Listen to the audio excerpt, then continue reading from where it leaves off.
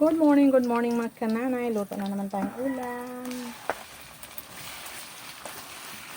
Okay, ito yung ating konting pork. So, pork broccoli ang ating luto ngayon. Ayan. Dahil medyo tostado na po yung ating pork or lumalabas ng sarili niyang katas, nagmamantika na siya. Ilagay na natin dyan yung ating gulay.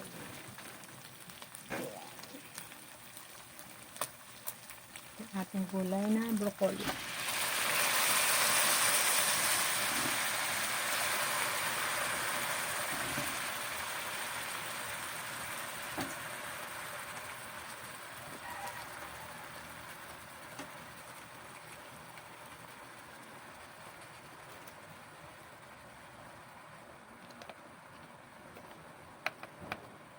Lagay ako ng konting asin. Konting-konti lang.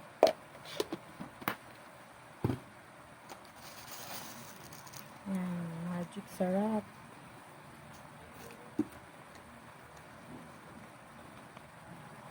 Paminta powder.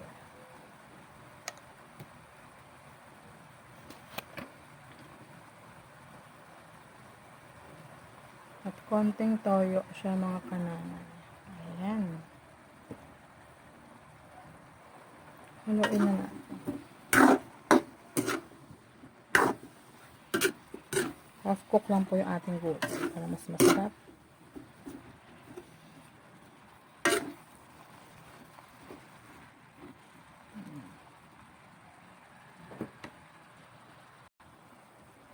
Okay, thank you mga kananay. Luto na yung ating pork broccoli.